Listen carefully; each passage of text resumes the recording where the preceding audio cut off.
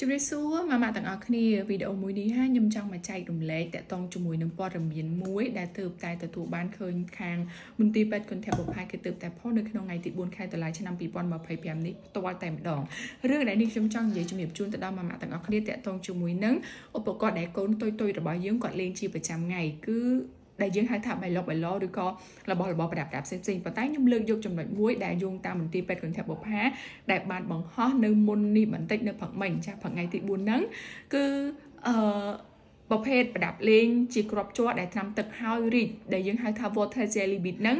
ចាអញ្ចឹងនេះខ្ញុំឃើញថាឥឡូវនេះដោយសារតែបច្ចេកវិទ្យាជឿនលឿនរបស់លេងក្មេងៗចេះតែប្លែកៗអញ្ចឹងទៅអាគ្រាប់ជ័រហ្នឹងទាំងកូននាងខ្ញុំទាំងកូនបងប្អូនទាំងអស់គ្នាសុទ្ធតែធ្លាប់លេងទាំងអស់ដោយសារអីទិញមកពីផ្សារឬក៏កូនទិញមកពីសាលាហើយយកទៅត្រាំទឹកចាដល់ពេលត្រាំទឹកវានឹងរីកអញ្ចឹងអាគ្រាប់ហ្នឹងគឺជាបញ្ហាមួយដែលគ្រូពេទ្យគេរកឃើញថា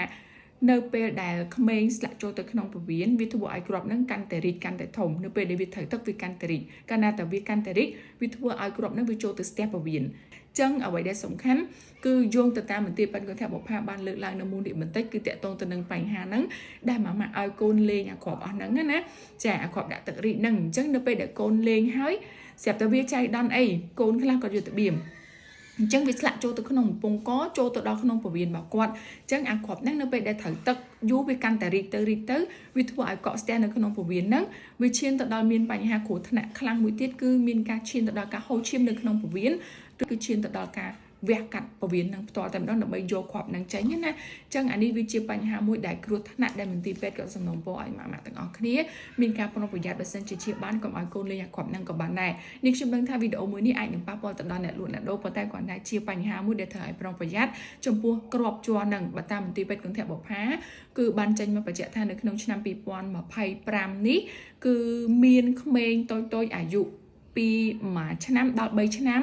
7នាក់ហើយដែលបានលេបគ្រាប់ជ័រហ្នឹងចូលទៅក្នុងពោះរបស់ខ្លួនឯងហើយមានបញ្ហាតាក់ទងទៅនឹងពវៀនហ្នឹងអញ្ចឹងស្ថានភាពពវៀនហ្នឹងនៅពេលដែលវាស្ទះគឺខ្យល់ចាប់ផ្ដើមរីកពវៀនហ្នឹងវាធ្វើឲ្យមានបញ្ហាដោយនេះខ្ញុំជម្រាបជូនពីខាងដើមដែលខាងគ្រូពេទ្យនៅមន្ទីរពេទ្យគុណធបុប្ផាដែលជំនាញឯកទេសទៅលើកុមារហ្នឹងគាត់បានពន្យល់ទៅលើបញ្ហាហ្នឹងអញ្ចឹងវីដេអូនេះគឺនេះខ្ញុំមានតែប៉ុណ្្នឹងជូនឲ្យម៉ាក់ទាំងអស់គ្នា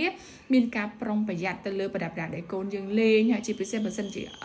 គាត់លេងហើយក៏សូមតាមដានប្រុងប្រយ័ត្នឲ្យបានហ្មត់ចត់កុំឲ្យឆ្ងាយពីភ្នែកឆ្ងាយពីច្រមុះចឹងទៅខ្លាចវាមានបញ្ហាគ្រោះថ្នាក់ដល់ជីវិតពីព្រោះ in case នៅក្នុងវីដេអូនេះនៅក្នុងព័ត៌មាននេះគឺ